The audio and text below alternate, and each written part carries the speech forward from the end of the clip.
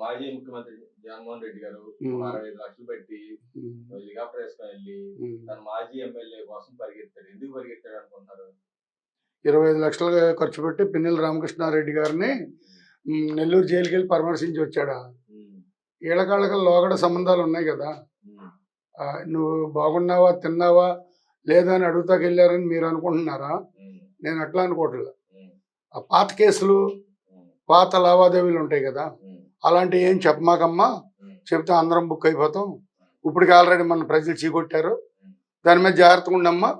కొన్ని చెప్పాల్సినవి చెప్పు, కొన్ని చెప్పకూడదు అని చెప్పి ఒకళ్ళు ఇప్పుడు ఇద్దరు దొంగలు ఉన్నారనుకోండి, అరే పోలీసు వాడు కొట్టేటప్పుడు ఇలా చెప్పరా, నేను ఇలా చెబుతాను ముందే ప్లాన్ చేసుకుని వెళ్తారుగా.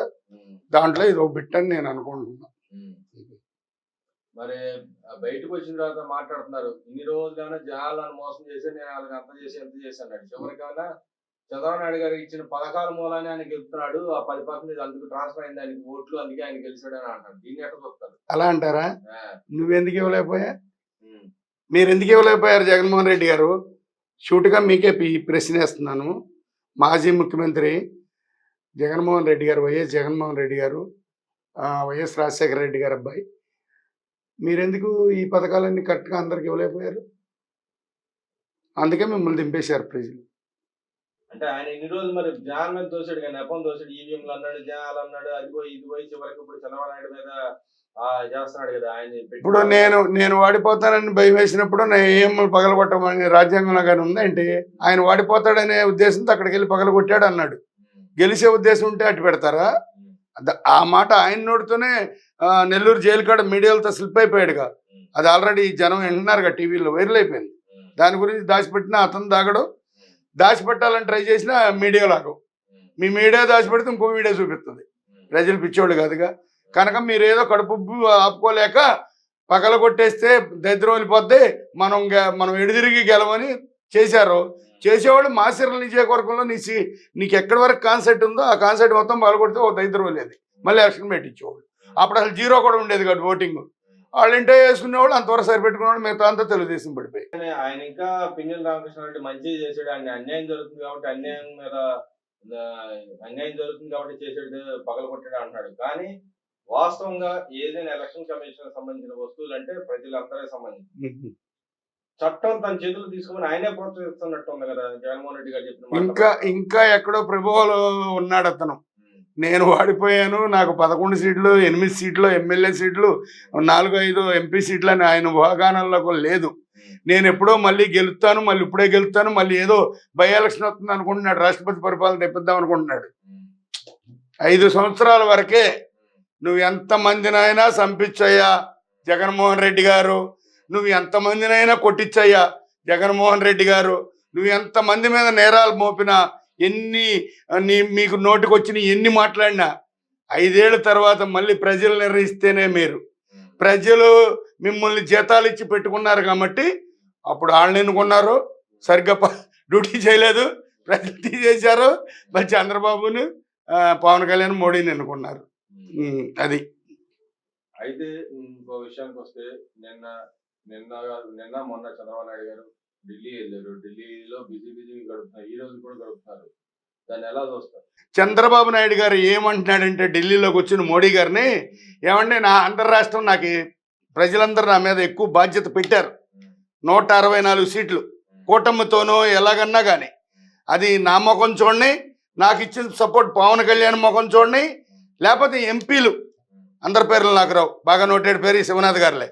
ఇలాగా అన్ని సార్లు తూర్పులో ఎంపీలు, తర్వాత మోడీ గారి సపోర్ట్తో నాకు 164 సీట్లు ఇచ్చారు. నితిన్ గడ్కరీ గారు, అమిత్ షా గారు, ఇంకా రోడ్డు రవాణా మినిస్టరు, ఇంకా రైల్వే మినిస్టర్ గారు, ఇంకా ఫ్లైఓవర్లకు సంబంధించినవి నాకు అన్నీ చేస్తే నేను ఇక్కడి నుంచి ఆంధ్ర వెళ్తా. నేను ఇవన్నీ చేయించుకు వెళ్ళకపోతే నన్ను ఆ పాత గవర్నమెంట్లో కడతారు. నాలో మార్పు వచ్చింది, నేను ప్రజలకు మార్పు చూపిస్తున్నాను, ఆ మార్పు ఏదో మీ ద్వారా నాకు కావాలి అన్నాడు. కాబట్టి అక్కడే కూర్చున్నాడు. పాలాభిషేకం కూడా చేశారు తెల్లారి చాలా సార్లు. ముఖ్యంగా ఇక్కడ ఆటోనగర్ పక్కనే జిల్లా ఆఫీస్ ఉంది టీడీపీది, అక్కడ కేశినేని శివనాథ్ గారికేను చంద్రబాబు నాయుడు గారు పాలాభిషేకం చేశారు. ఇప్పుడు ఈ ఫ్లైఓవర్ ఉంది మంది రమేష్ హాస్పిటల్ కాడి నుంచి అటు, అక్కడి నుంచి నిడమానూరుకి జీవో తెచ్చారు. ఇవాళ కాకపోతే రేపు కాకపోతే ఎల్లుండి కాదు పని మొదలైద్ది. ఈ గవర్నమెంట్ లోపే దాన్ని చేసేసిద్ది. ఈ గవర్నమెంట్లోనే డైరెక్ట్ కలకత్తా వెళ్ళే వెహికల్స్, అటు కలకత్తా నుంచి వచ్చే గన్నవరం అవుటుపల్లి దగ్గర పిన్నమనేని పాలిటెక్నికల్ ఏదో ఉంది కదా హాస్పిటల్, అక్కడి నుంచి డైరెక్ట్ గొల్లపూడి మీదుగా అటు మంగళగిరి ఎన్ఆర్ఐ పక్క నుంచి ఎక్కిద్ది. అది ఎన్నో వేల కోట్లు బడ్జెట్ తెలియదు నాకు. మరి అక్కడ బేల్ బ్రిడ్జి ఏదో తొందరగా ఇమ్మీడియట్గా అయిపోవాలంటే అదేం బ్రిడ్జో తెల్లారి చెప్పుకుంటున్నారు. మరి ఇలా చేసినప్పుడు చంద్రబాబు గారు అక్కడ ఢిల్లీలో కూర్చోక ఎక్కడ కూర్చుంటాడు? ఆ పనులు చేయించుకురావాలిగా. ఇప్పుడు నాకు 2,85,000 ఓటింగ్ వచ్చిందండి, మోడీ గారు నాకు ఇంకో తడవ నెక్స్ట్ ఎలక్షన్ 4 లక్షల ఓటింగ్ సంపాదించుకోవాలంటే నాకు పదవి కాదు కావాల్సింది, నేను ఇవన్నీ చేయించుకుని వెళ్తేనే నాకు మంచి అని చెప్పి ఎంపీ శివనాథ్ గారు కూర్చున్నాడు అక్కడ, చిన్ని గారు. అలా చేసుకుంటేనే ఆయన పాలాభిషేకం చేశారు. అంటే మీరేదో నలుగురికి ఇచ్చి 30 మందికి ఎగ్గొట్టినప్పుడు పాలాభిషేకం చేస్తే తప్పలేదు, కానీ వాళ్ళ ఇంటికాడ ఆస్తులు ఖర్చు పెట్టి జనానికి అన్ని సాయం చేసే వాళ్ళకి పాలాభిషేకం చేస్తే తప్ప. ఒకప్పుడు ఎప్పుడో బ్రిటిష్ గవర్నమెంట్లో ఎవరో ఆ ధవళేశ్వరం బ్రిడ్జికి కొంచెం హెల్ప్ చేశాడంటే అప్పుడు ఎవరో కాటందర్ అంటారు. ఇవాళకి ఆయనకు ఒక రోజు, ఒక పూజ, ఒక పునస్కారం ఉంది. మరి నిన్నగాక మొన్న రంగవర్ధన్ జయంతి అని చెప్పి పిల్లలకి స్కూల్కి సెలవులు ఇచ్చారు. మరి అది ఎవరా ఆలోచించేశారంటారా? చంద్రబాబు నాయుడు, పవన్ కళ్యాణ్ వల్ల, లేకపోతే ఇంకెవరి వల్ల వచ్చిందో? పిల్లలందరిని అడుగుతుంటే ఏంట్రా ఇవాళ మీరు ఇంటికాడ ఉన్నారు ఏంటంటే రంగా గారు జయంతి స్కూల్ సెలవులు అన్నారు. అట్లాగే వాళ్ళ అబ్బాయికి ఏది బుడ్డరాజాకి, ఆ బుడ్డోడికి కూడా మంచి పదవి ఏదో ఉంది దగ్గరలో రంగా గారి అబ్బాయికి. ఒకప్పుడు గుర్తింపు లేదు, ఇవాళ గుర్తింపు వచ్చింది రంగా గారి అబ్బాయికి. రంగా గారికి కూడా గుర్తింపు వచ్చింది. అటువరకు లేదు. అది ఎందుకు లేదో అది గతంగా ఇప్పుడు తెచ్చుకున్నాడు కదా రాదా, వంగవీటి రాదా. అలాగే సరే అది తీసి పక్కన పెడితే ఇప్పుడు ఏదైతే టీడీపీ పార్టీ హౌస్ మీద దాడి చేసిన ఒక్కొక్కళ్ళ మీద కేసులు ఫైల్ అవుతా ఉన్నాయి. త్వరలో కొన్ని వికెట్లు రాబోతున్నాయి. అర్జెంట్ ఇక్కడ పిల్లికెళ్ళాడు, వాడు పరిగెత్తుకుంటూ వెళ్ళి హైకోర్టులో పిల్లి వేస్తున్నాడు, నాకు ముందస్తు బెయిల్ కావాలని వేస్తున్నాడు. దాన్ని ఎట్లా చూస్తారు? వేసుకోమను, ముందస్తు బెయిల్ వేసుకోమనండి, దానికి ఏం అసలు అబ్జెక్షన్ లేదు. వేసుకున్నా సరే ఆగదు కేసు.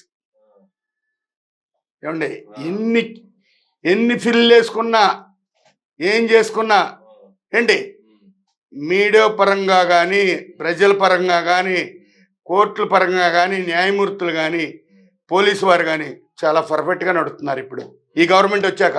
ఇటువరకు ఎప్పుడో చంద్రబాబు నాయుడు 10% తప్పు చేశాడంటే నేను నమ్ముతా, 90% మంచిగా చేసి వాడిపోయాడు.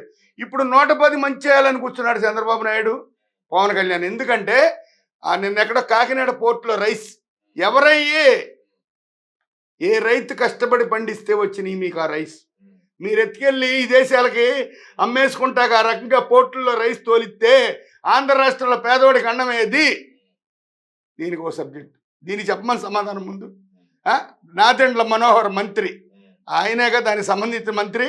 అక్కడ కూర్చుని ఎవరండి ఆయన, మహానుస్ వంశీ, నారెళ్ల వంశీ అక్కడ కూర్చుని సవాల్ చేస్తున్నాడు కారుమూరి నాగేశ్వరరావు గారికి.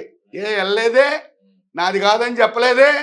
మరి అక్కడ ఉన్న మిల్లర్లో డీలర్ అసోసియేషన్ ప్రెసిడెంట్ వెళ్ళలేదే, చెప్పలేదే. చెప్పాలి కానీ అది కానప్పుడు